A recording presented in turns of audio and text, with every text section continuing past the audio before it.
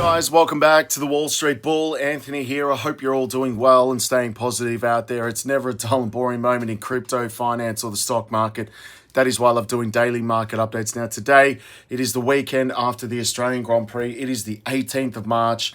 And as you can probably hear, I'm losing my voice because the weather was absolutely ridiculous on the weekend. It was boiling hot for qualifying on Saturday and pouring rain and absolutely freezing on Sunday. It was ridiculous. But anyway, congratulations to Lando Norris and, of course, Oscar Piastri. Let's see what he can do this weekend in Shanghai. Fingers crossed. We need an Aussie again to win a couple of races. I think he's in the running for a championship. He just needs to be given the opportunity. There's been a lot happening in the crypto world as well. Paul Atkins closes in on the SEC chair role, which is nice. We've got Canary filing for a SUI ETF, which is really good as well. Analysts see Bitcoin pullback as temporary. We have a proposal for the United States SEC, which is listed on their website, and I've been trying to find it, suggesting that XRP is a strategic asset for the US financial system, which is enormous as well.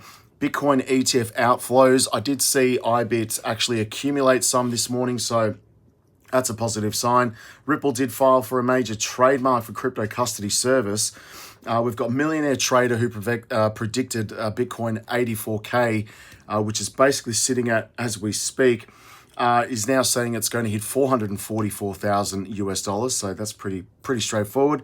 And Solana futures finished the first trading day on the Chicago Mercantile Exchange, or CME, which is quite interesting. We're going to have a look at that. Excuse me. And also Earn Curve is moving quite nicely. Been working with AusTrack, the regulator. Had to submit some serious information for that. So working with that. They've given me a date now, the 27th of March. So that is literally in a couple of days, to be honest with you. I've been waiting so long for this. Thank you very much to those 587 people that have signed up to the waitlist as well. I really appreciate you. If you haven't gone to join the waitlist, go do that.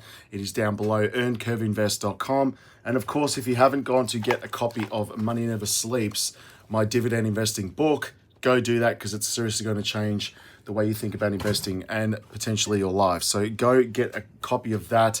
My website's thewallstreetbullofficial.com. Go grab yourself a copy of that book. It's really going to change the way you think about investing. Anyway, let's get into the video. Massive shout out and thank you to every single one of you who have subscribed to my channel. I really appreciate it. Thank you very much. If you are new, make sure you smash the subscribe button down there and turn on that little bell notification because as you can see right here, I absolutely love documenting my journey with investing with cryptos, dividend stocks, growth stocks, talking about passive income, building financial freedom. And of course, my goal at the end of the day is to build generational wealth. So come along this incredible journey. Things are getting very interesting in this space. Also, if you can give this video a thumbs up, watch it straight through, would really help me push this channel out to a lot more people because the YouTube algorithm is absolute magic when you find, ladies and gentlemen, do that. So make sure you give it a thumbs up. Doesn't cost you anything. It's down there. Thank you very much. You rock. Also, a little disclaimer. I'm not a financial advisor. Please do your own research and due diligence with this stuff, all right? I don't want to see anyone get financially hurt. That is why my number one golden rule is I only invest what I can afford to lose. And yes, we don't like to lose. You can lose money like that in the blink of an eye in crypto, so be careful. All right, formalities are out of the way. Let's get straight into it, ladies and gentlemen. And I am going to mute my computer because I've got hundreds of emails. Now, top altcoins in my portfolio, we had ICP, Axie Infinity is one I've been holding a long time, Harmony One, and VTHO, which is pretty interesting.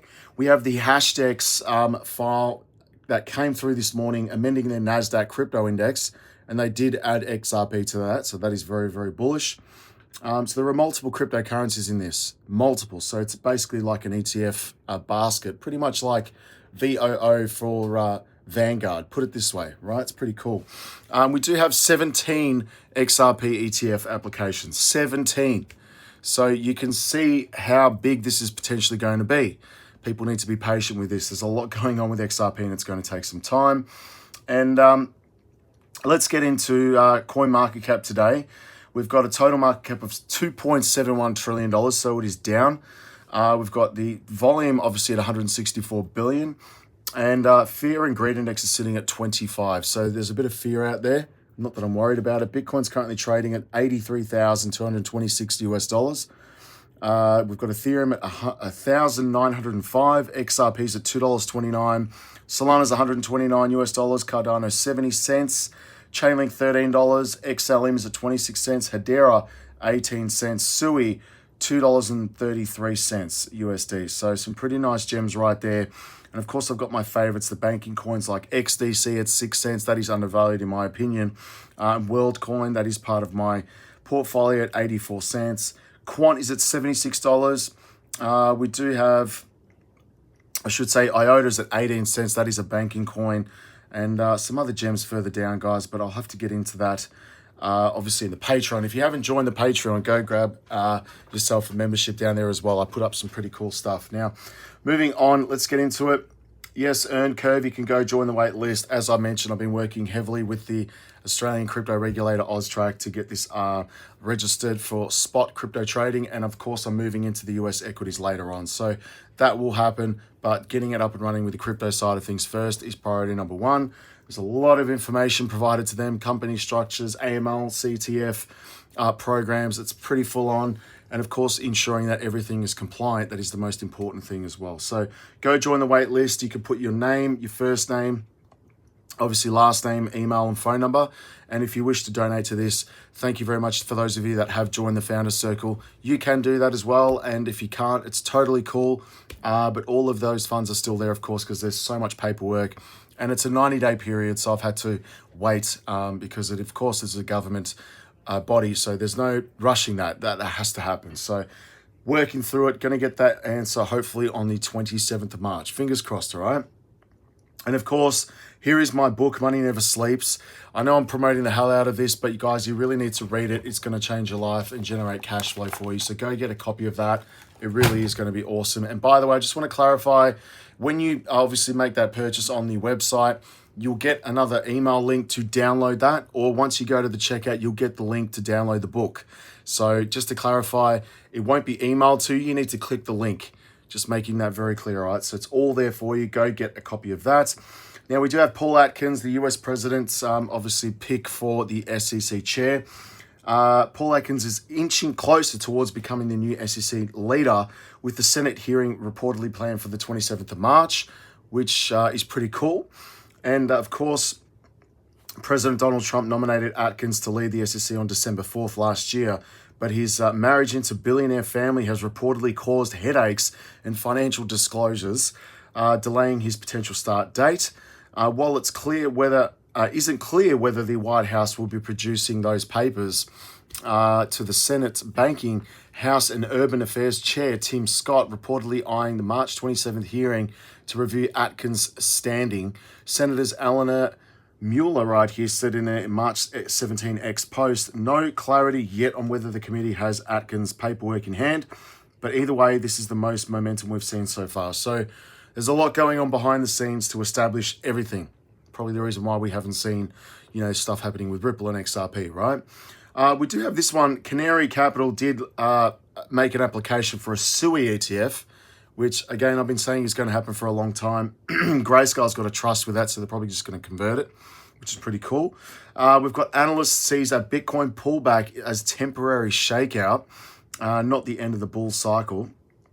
And of course, despite the recent market turbulence and the ongoing debates about Bitcoin's long-term viability, the crypto remains at the center of the financial technologies discussions.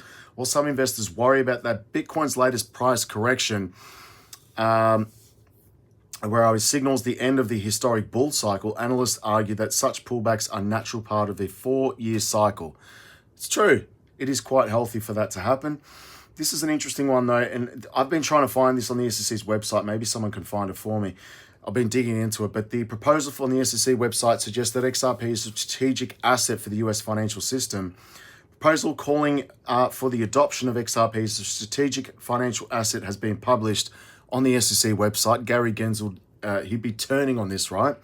The highly ambitious proposal calls for regulatory overhaul for the US government to integrate XRP. And the proposal is not the SEC official position and has attracted criticisms from some people. So who knows where this is going to go? Who knows if somebody's published it, a rookie or an intern? Who knows? But it's still freaking cool. I don't care what anyone says. There has been outflows hitting $5 billion from the Bitcoin ETFs, but boomers are holding, of course. So I'm not really worried about that. But Eric Bulchuna says investors, especially boomers, are holding strong. So that is good. And I did see BlackRock bought some today. Ripple and XRP, of course, that is bullish. All news is bullish about Ripple. I love it. Ripple has filed a major trademark for Ripple custody, signaling expansion into crypto custody services. The trademark application filed on Feb 25th outlines of 4 key use cases, including custodial services in the nature of maintaining storage and possession of cryptocurrencies for financial management purposes. And again, crypto custody services are becoming increasingly important, especially following the approval of Bitcoin ETFs in the United States in 2024. Major financial institutions like Coinbase, Citi, BNY Mellon have already established their presence in this space. So stay tuned for Ripple, guys. It's going to be huge. A millionaire trader who nailed Bitcoin's $84,000 target basically says it's coming to $444,000 US, which I think is going to happen, but just needs time, guys. There's a big transition occurring in the world at the moment, as we all see. And of course, it takes time to get everything established because President Donald Trump is literally throwing out Gary Gensler's old SEC. Now, damn, I'm losing my voice, but the CME futures listing bodies are obviously well for the changes of Solana ETF listing on 2025.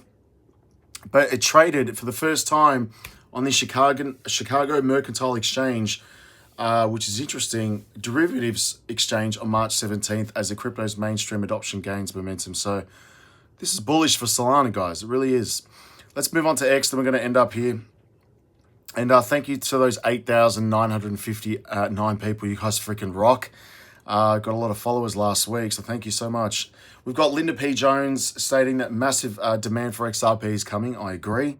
BlackRock, there you go. Just bought 500 Bitcoin. Yes, this is what happens. Okay, this is no BS. This is the dividend cash flow. If you read my book, Money Never Sleeps, this could be you. All right, so can't show those particular stocks because that would be considered financial advice, but this is what happens. All right, that's every week. Go do it. No BS. Now, I'm going to play this video quickly on Ripple and XRP and how it works. Let's have a listen to it. On the right-hand side, you see a bank's mobile app. On the left-hand side, you see Ripple powering the core processes to execute a cross-border payment. Alice, a bank customer in the US, logs into her mobile banking app. Her bank uses Ripple for cross-border payments. She wants to send money to Bob, who lives in Singapore. Bob's bank also uses Ripple. When Alice selects Bob as the recipient, Ripple allows her bank and Bob's bank to exchange sender and recipient information to meet risk and compliance requirements. This information is encrypted and exchanged directly between banks via HTTPS. No customer information ever touches the Ripple network. Alice wants to send $1,000 to Bob. Ripple queries the banks for their fees and the network for a real-time FX quote. Ripple packages this information to show Alice the total cost of her payment to Bob in Singapore. Thanks to Ripple, banks can provide customers an accurate total cost, delivery time, and delivery amount for cross-border payments, down to the cent, before the payment executes. After Alice approves the payment, settlement takes place over Ripple in 5 to 10 seconds. Simultaneously, Ripple triggers Alice's bank and Bob's bank to update their ledgers. As soon as the funds are posted into Bob's account, Alice is notified. That's pretty straightforward, guys. There you go. So that's how it works. It's that quick. So it's foreign exchange as well. People need to understand that because the foreign exchange market is ridiculous. Go look up the total amount of that. Again, the SEC and Ripple case has been settled behind the scenes. There are rumors about this. I don't know. We're going to end on this. Paul Atkins talks for the first time about the SEC and Ripple case. Have a listen to this, and we're going to end up on this, guys. Follow in this space. So, people are running into, a brick wall at the SEC. There's the lawsuit against Ripple. A lot of things riding on that. So that's like a really interesting thing to follow in this space. That's the core. There you go. It's a big one, guys. That is it for today's update. Thank you very much to those of you that have subscribed to my channel. 76,000 people is incredible. Thank you so much. And I'm going to try and save my voice so I don't have a cup of tea instead of coffee, to be honest, because my throat's killing me. But anyway, guys, thank you very much. I'll be back tomorrow with another update, and go get my book and join Earn Curve. All right, links are below. Peace, guys. Bye.